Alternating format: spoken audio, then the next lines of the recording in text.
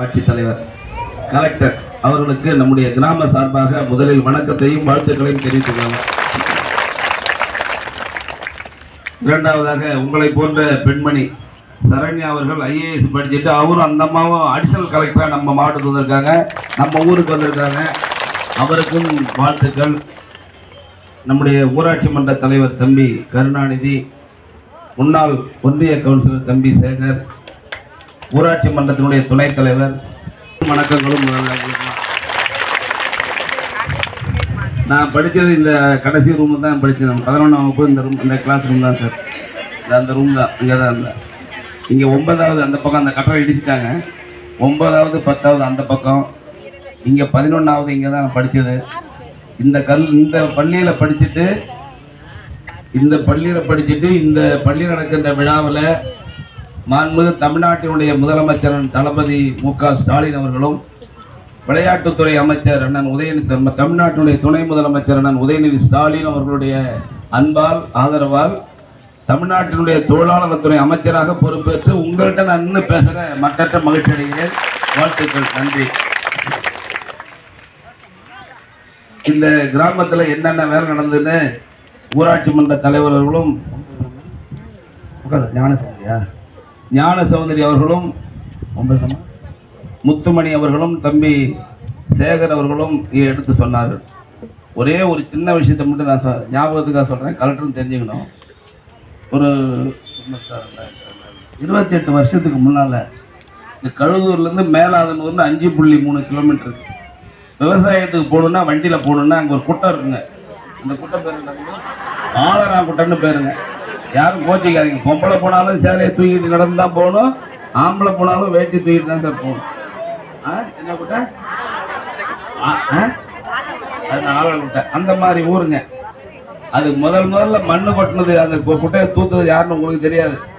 எங்கள் அப்பா தான் முதல்ல அந்த குட்டையை தூத்தது. நான் சின்ன பிள்ளையா இருக்கும், எங்கள் அப்பா தான் தூத்தார். அதுக்கு பிறகு மாட்டு வண்டி இங்கேருந்து போகும் சார். 2 கிலோமீட்டருக்கு மாட்டு வண்டி, ஒரு மாட்டு வண்டி போனால், மாட்டு வண்டி உங்களுக்கு தெரியுமில்ல சார், மாடு தான் 2 சக்கரம் இல்லை சார். அவங்களுக்கு தெரிஞ்சிருக்க வாய்ப்பு இல்லை நகரத்தில் இருந்தவங்களுக்கு. அந்த மாட்டு வண்டி போச்சுன்னா நம்ம பிள்ளைங்களுக்கு, சின்ன பசங்களும் தெரியாது. அது வந்து 30 வருஷம் பின்னால் பிறந்த பிள்ளைங்களுக்கு தெரியுது வாய்ப்பு இல்லை. ஒரு வண்டி அங்கேருந்து வந்துச்சுன்னா இங்கேருந்து சத்தம் பண்ணும், ட்ரோ அப்படின்னு ஒரு சவுண்டு கொடுக்கணுங்க. அந்த வண்டி அங்கேயே நிற்கும். அப்புறம் இவன் சொல்லுவான், இவன் ட்ரோ அப்படின்னு இவன் சவுண்டு போட்டாதான் அந்த வண்டி அங்கேருந்து வருகும். இதெல்லாம் நானும் அந்த மாட்டு வண்டியை 10 வயசு 12 வயசுல ஓட்டிட்டு போயிருக்கேன். இதை மனசுல வச்சுக்கிட்டு தான் 1996 நான் நாடாளுமன்ற ஒரு MP-யா வந்த உடனே அந்த ரோட்டை மடித்து 5.3 கிலோமீட்டர் ரோடு போட்டு கொடுத்து உங்க தம்பி கணேசன் தான் இந்த கிராமத்துக்கு அந்த மண் ரோட்டை போட்டு, அதுக்கு பிறகு அது ஜல்லி ரோடை மாற்றி, அதுக்கு பிறகு தார் ரோடைக்கு ஒரு நாளைக்கு கொண்டு போங்க சார். தார் ரோடை மாற்றி இன்னைக்கு எல்லாரும் சௌரியமா திட்டக்குடிக்கு போறதுக்கு தொழுதூர் போகாம போகக்கூடிய ஒரு தரமான சாலை அமைத்தது உங்க சகோதரன் தான் முதல்ல. எல்லாத்தையும் நான் சொல்ல விரும்பல, கலெக்டரும் தெரியும். ஒரே நாளையில சார், நான் MLA இருக்கும்போது கழுதூர்ல ஒரு பிரமில்கள் சென்டர், சிறுபாகத்தில் ஒரு பிரமில்கள் சென்டர், சிறுமங்கலத்தில் ஒரே நாளில் தமிழ்நாட்டில் கலைஞர் முதலமைச்சர் இருக்கும்போது 3 PH திறந்து வச்சது நான் தான். ஒரே நாளில் திறந்து வச்சேன், கொண்டு வந்தேன், அமைச்சர் அழைச்சிட்டு வந்து திறந்து வச்சோம். இந்த பள்ளி உயர்நிலை பள்ளியாக இருந்தது மேல்நிலைய பள்ளியாக மாற்றுறதும் நான் இருக்கும்போது நான் தான் மாற்றி வச்சேன். இது மாதிரி சொல்லிக்கிட்டே போகலாம். நம்ம ஊரில் நிறைய விஷயங்களை கொண்டு வந்தோம். சமத்துவபுரம், கடலூர் மாவட்டத்திலே மொத்தம் 3 சமத்துவபுரம் இருந்தது. குறிஞ்சிப்பாடியில் சமத்துவபுரம், பண்டூரில் திருவாமூர் சமத்துவபுரம், கழுதூரில் ஒரு மொத்தம் கடலூர் மாவட்டத்துக்கே 3 தான். அதில் கழுதூரில் 1996 சந்தீப் சக்சேனா IAS கலெக்டராக இருக்கும்போது தான் இங்கே ஒரு சமத்துவபுரம் கொண்டு வந்தோம். கடலூர் மாவட்டத்திலே 3, அதில் கழுதூரில் 1. நான் அப்போ சொன்னேன், தமிழ்நாட்டில் எத்தனை சமத்துவபுரம் இருந்தாலும் கழுதூருக்கு சமத்துவபுரம் 100 வீடுகள்லேயும் குடியிருப்பாங்கன்னு சொன்னேன். நீங்கள் 100 வீட்லேயும் குடியிருக்காங்கன்னா தவிர 100 பேர் இருக்காங்க. Role model of the Samathuvapuram sir இந்த கழுதூர். அதுக்கு எத்தனையோ கண்ணீர், ரத்த கண்ணீர் அடிச்சிருக்கேன் அந்த இடத்த வாங்குறதுக்கு, போராடுறதுக்கு. இந்த முன்னால் முகப்பு கட்டிருக்கு பாருங்க, அது என் சொந்த செலவில் சென்னையில் இருக்க அண்ணா சதுக்கத்தினுடைய முகப்பை நான் பார்த்துட்டு வந்து நானே கட்டினது சொந்தமாக. இது மாதிரி நிறைய விஷயங்களை நம்ம ஊருக்கு கொண்டு வரணும்னு. அதே மாதிரி கழுதூர்லேருந்து சிறுகரம்பலூர் ரோடு மோசமாக இருக்கும், வண்டியில் போக முடியாது, வர முடியாது, எல்லாம் நைட்டில் விழுந்துருவாங்க. அது பாரு இன்னைக்கு அது படுத்து உருண்டுகிட்டே போகலாம். அந்த ரோடை போடுறது நம்ம தான் ஏற்பாடு பண்ணணும். கழுதூர், அரியநாச்சி, ஊர், காலனி எந்த வேறுபாடும் இல்லாமல் எல்லா மக்களோடும் எனக்கு சகஜமான அண்ணன் தம்பி உறவுகளா 50 ஆண்டு காலமா இருந்துகிட்டு இருக்கேன். இன்னும் தொடர்ந்து அப்படிதான் இருப்பேன். நான் யாருக்கிட்டையும் எந்த பிரச்சனையும் போக மாட்டேன்.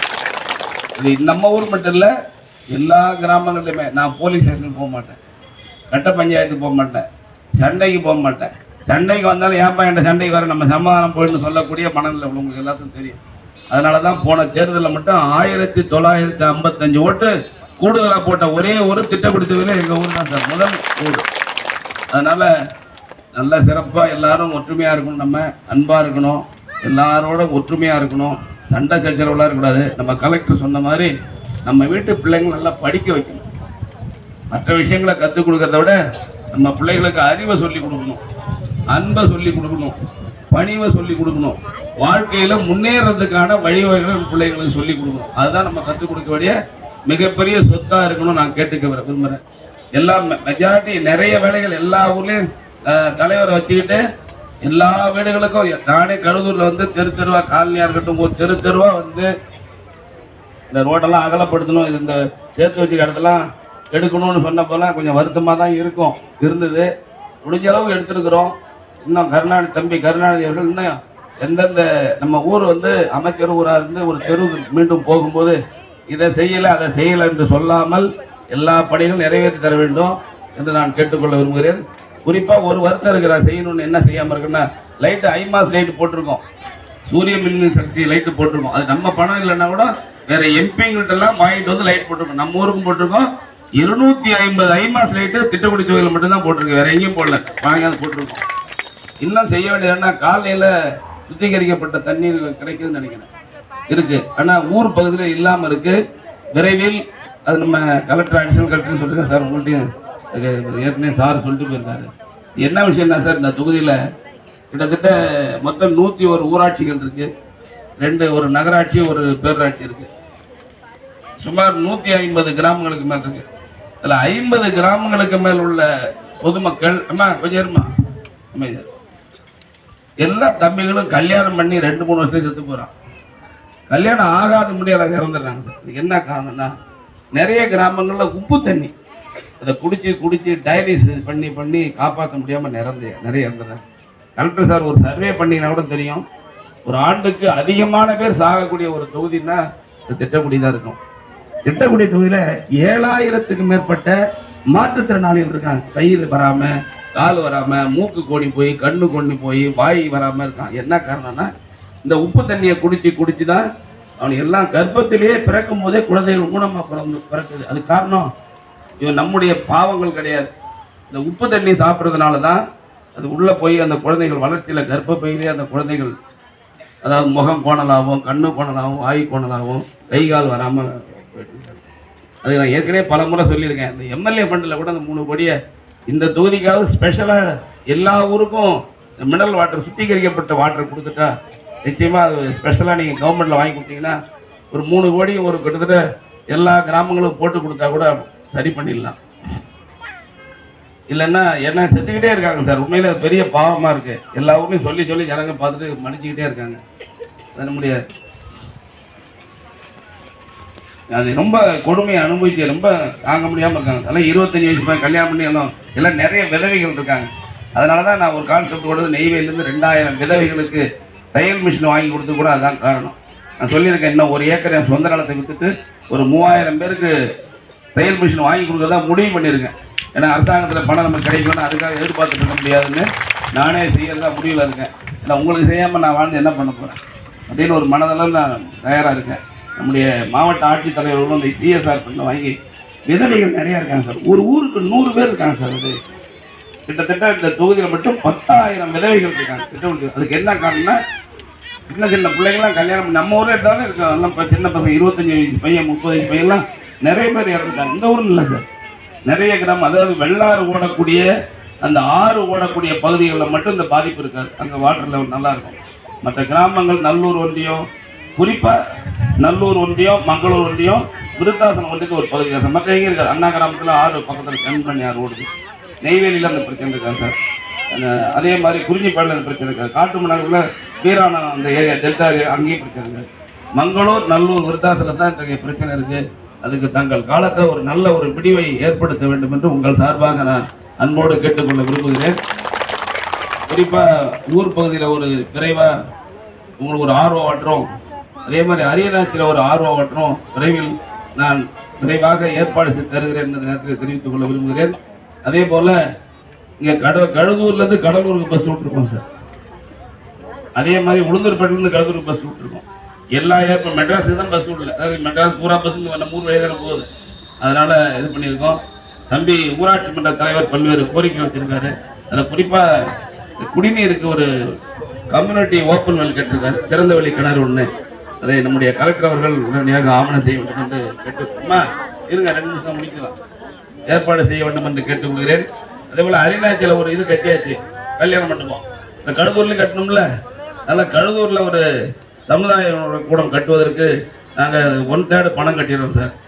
அந்த இது என்ன நமக்கு நாம திட்டத்தில் ஒரு சமுதாய கூடம் நம்முடைய கழுதூர் கிராமத்தில் ஒரு கல்யாண மண்டபம் கட்டுவதற்கு நம்முடைய மாவட்ட ஆட்சியர்கள் ஏற்பாடு செய்ய வேண்டும் என்று அன்போடு நான் கேட்டுக்கொள்கிறேன். இன்னும் பல்வேறு கோரிக்கையெல்லாம் சொல்லியிருக்காரு தம்பி. இந்த கோரிக்கைகளை எல்லாம் நம்முடைய மாவட்ட ஆட்சித்தலைவர்களும் கூடுதல் ஆட்சித்தலைவர்களும் நிறைவேற்றி தர வேண்டும் என்று அன்போடு கேட்டுக்கொண்டு இத்தகைய சிறப்பான நம் ஊருடைய கழுதூருடைய பெருமையை, கழுதூர் ஊரு காலனி அரிநாச்சியுடைய பெருமையை இவ்வளவு அமைதியாக நிறைவேற்றி தந்த உங்கள் அனைவருக்கும் நெஞ்சார்ந்த நன்றி, வணக்கம்.